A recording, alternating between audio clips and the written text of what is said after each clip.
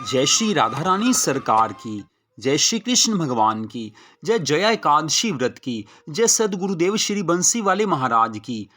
आज की इस वीडियो में हम आपको बताने जा रहे हैं कि माघ मास के शुक्ल पक्ष की जया एकादशी का व्रत किस दिन रखा जाएगा, जया एकादशी के व्रत का शुभ मुहूर्त कौन सा है और जया एकादशी का व्रत किस विधि से रखा जाता है, तथा साथ ही हम आपको जया एकादशी व्रत की कथा को भी इस वीडियो में सुनाएंगे।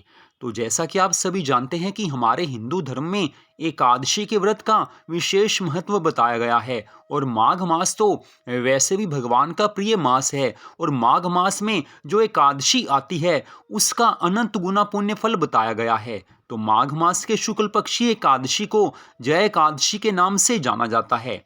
तो इस वर्ष 2025 में माघ मास के शुक्ल पक्ष की जया एकादशी का व्रत 8 फरवरी दिन शनिवार को रखा जाएगा। एकादशी तिथि का शुभारंभ 7 फरवरी 2025 दिन शुक्रवार को रात्रि 9:26 पर हो जाएगा और एकादशी तिथि की समाप्ति 8 फरवरी 2025 दिन शनिवार को रात्रि 8:15 पर हो रही है। तो हमारे हिंदू धर्म ग्रंथों के अनुसार एकादशी का व्रत उसी दिन रखा जाता है जिस दिन सूर्योदय होने के समय एकादशी तिथि हो। तो इस कारण जया एकादशी का व्रत 8 फरवरी दिन शनिवार को रखा जाएगा।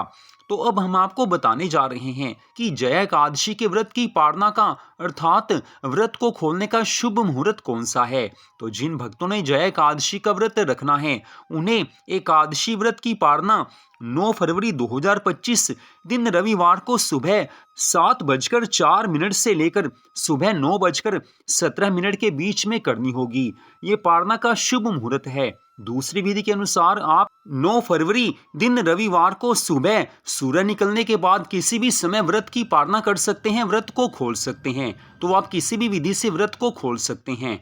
तो अब आगे बात आती है कि जया एकादशी का व्रत किस विधि से रखा जाता है। तो जिन भक्तों ने जया एकादशी का व्रत रखना है उन्हें यह चाहिए कि जया एकादशी व्रत के दिन सुबह सवेरे जल्दी उठ जाएं, सूर्य निकलने से पहले जाग जाना चाहिए, नहा धोकर पवित्र हो जाएं। नहाने के जल में गंगा जल मिला लीजिए। गंगा जल घर में नहीं है तो नहाते समय हर हर गंगे इस तरह से गंगा माँ के नामों का बारंबार उच्चारण करेंगे तो भी गंगा स्नान का पुण्य फल मिल जाएगा। नहा धोकर साफ सुथरे वस्त्र पहन लीजिए। उसके बाद अपने घर के मंदिर में श्री राधा कृष्ण भगवान जी का पूजन कीजिए, श्री लक्ष्मी नारायण भगवान जी का पूजन कीजिए, तुलसी माता का पूजन कीजिए और पूजा के पश्चात आप एकादशी व्रत की कथा को अर्थात जया एकादशी व्रत की कथा को अवश्य पढ़िए या इसे आप सुन भी सकते हैं।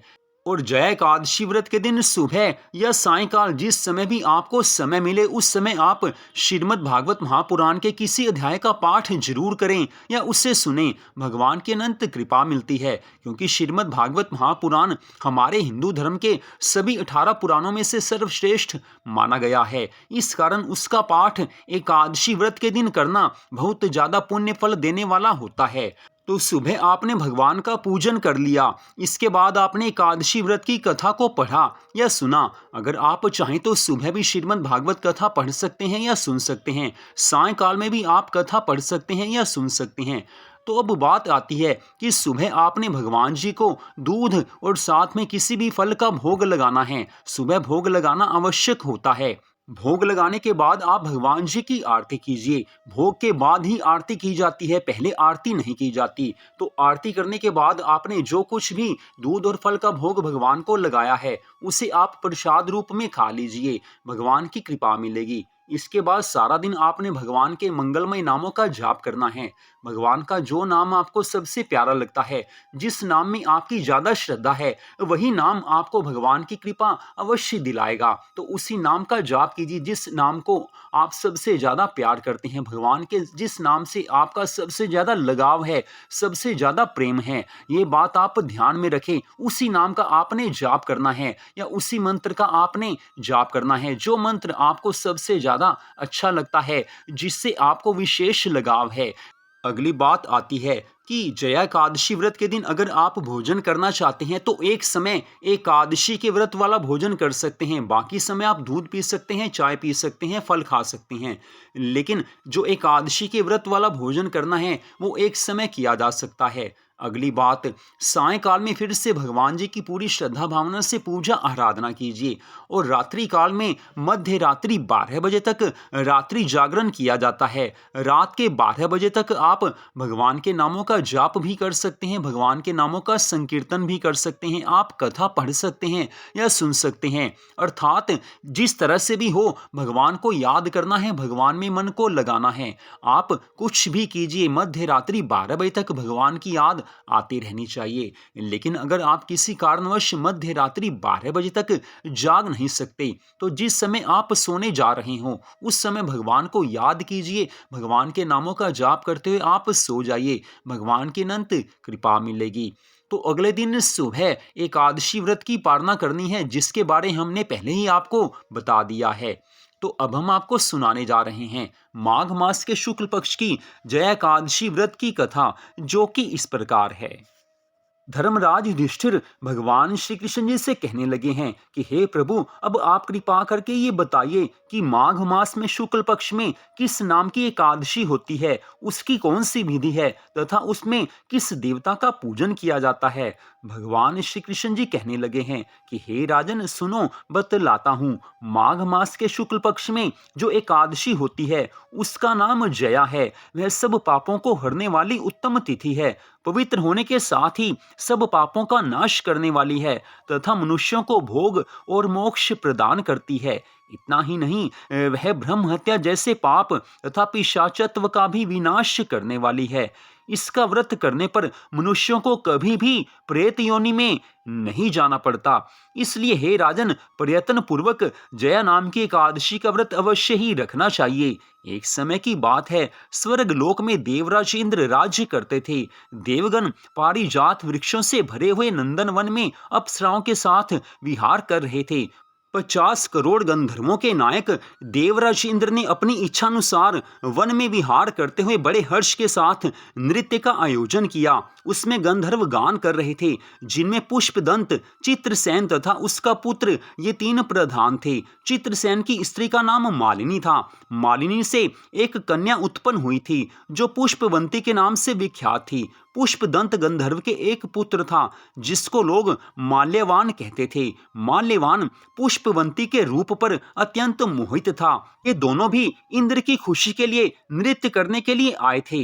इन दोनों का गान हो रहा था, इनके साथ बाकी अप्सराएं भी थी। परस्पर प्रेम होने के कारण ये दोनों मोह के वशीभूत हो गए। चित्त में भ्रांति आ गई, इस कारण वे शुद्ध गान नहीं कर सके। कभी ताल भंग हो जाता और कभी गीत बंद हो जाता था। इंद्र ने इस प्रमाद पर विचार किया और इसमें अपना अपमान समझकर वे कुपित हुए हैं और इन दोनों को शाप देते हुए कहा है कि अरे मूर्खों, तुम दोनों को धिक्कार है। तुम लोग पतित और मेरी आज्ञा भंग करने वाले हो, अतः पति पत्नी के रूप में रहते हुए पिशाच हो जाओ। इंद्र के इस प्रकार शाप देने पर इन दोनों के मन में बड़ा दुख हुआ। वे हिमालय पर्वत पर चले गए और पिशाच योनि को पाकर भयंकर दुख भोगने लगे। शारीरिक पातक से उत्पन्न ताप से पीड़ित होकर दोनों ही पर्वत की कंदराओं में विचरण करते थे।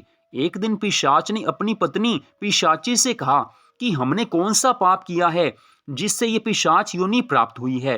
नरक का कष्ट अत्यंत भयंकर है तथा पिशाच योनि भी दुख देने वाली है, अतः पूर्ण प्रयत्न करके पाप से बचना चाहिए। इस प्रकार चिंता मग्न होकर वे दोनों दुख के कारण सूखते जा रहे थे। देव योग से उन्हें माघ मास की एकादशी तिथि प्राप्त हो गई। जया नाम की एकादशी जो सब तिथियों में उत्तम है, वो आई। उस दिन उन दोनों ने सब प्रकार के आहार त्याग दिए, जलपान तक नहीं किया, किसी जीव की हिंसा नहीं की, यहाँ तक कि फल भी नहीं खाया। निरंतर दुख से युक्त होकर वे एक पीपल के समीप बैठे रहे। सूर्यास्त हो गया, उनके प्राण लेने वाली भयंकर रात्रि उपस्थित हुई। उन्हें नींद नहीं आई, वे रतिया और कोई सुख भी नहीं पा सके। सूर्य उदय हुआ, द्वादशी का दिन आ गया। उन पिशाचों के द्वारा जया नाम की एकादशी के उत्तम व्रत का पालन हो गया था। उन्होंने रात में जागरण भी किया था। जया एकादशी के व्रत के प्रभाव से तथा श्री हरि विष्णु भगवान जी की शक्ति से उन दोनों की पिशाचता दूर हो गई। पुष्पवंती और माल्यवान अपने पूर्व स्वरूप में आ गए। उनके हृदय में वही पुराना प्रेम उमड़ रहा था। उनके शरीर पर पहले ही जैसे वस्त्र आभूषण शोभा पा रहे थे। वे दोनों मनोहर रूप धारण करके विमान पर बैठे और स्वर्गलोक में चले गए। वहां देवराज इंद्र के सामने जाकर दोनों ने बड़ी प्रसन्नता के साथ उन्हें प्रणाम किया है। उन्हें ऐसे सुंदर स्वरूप में देखकर इंद्र को बड़ी हैरानी हुई। उन्होंने पूछा कि बताओ, किस पुण्य के प्रभाव से तुम दोनों की पिशाचता दूर हुई है? तुम तो मेरे द्वारा शाप को प्राप्त हो चुके थे, फिर किस देवता ने तुम्हें उससे छुटकारा दिलाया है? माल्यवान कहने लगा है कि हे स्वामिन, भगवान वासुदेव की कृपा तथा जया नामक एकादशी के व्रत से हमारी पिशाचता दूर हुई है। इंद्र कहने लगे हैं कि तो अब तुम दोनों मेरे कहने से सुधा पान करो। जो लोग एकादशी के व्रत में तत्पर रहते हैं और भगवान श्री कृष्ण जी के शरणागत होते हैं, वे हमारे लिए भी पूजनीय हैं। इतनी कथा सुनाकर भगवान श्री कृष्ण जी धर्मराज युधिष्ठिर से कहने लगे हैं कि हे राजन, इस कारण एकादशी का व्रत अवश्य करना चाहिए। हे राजन, जया ब्रह्म हत्या का पाप भी दूर करने वाली है। जिसने जया एकादशी का व्रत किया है, उसने सब प्रकार के दान दे दिए और संपूर्ण यज्ञों का अनुष्ठान कर लिया। इस कथा को पढ़ने और सुनने मात्र से अग्निष्टोम यज्ञ का फल मिल जाता है। तो इस प्रकार भगवान श्री कृष्ण जी ने धर्मराज युधिष्ठिर को जया एकादशी व्रत की इस कथा को सुनाया है। इस कथा में स्पष्ट पता चलता है कि जो भक्त जया एकादशी का व्रत रखते हैं, उनके बड़े बड़े पाप नष्ट हो जाते हैं, उन्हें भगवान की प्राप्ति होती है। पिशाचत्व को भी ये एकादशी व्रत नष्ट कर देता है। मनुष्य ने पूर्व जन्मों में और इस जन्म में जो भी पाप कर्म किए हैं, वह सब पाप कर्म जया नाम की एकादशी के व्रत से अवश्य ही नष्ट हो जाते हैं। इस कारण माघ मास के शुक्ल पक्ष की जया एकादशी का व्रत अवश्य रखना चाहिए।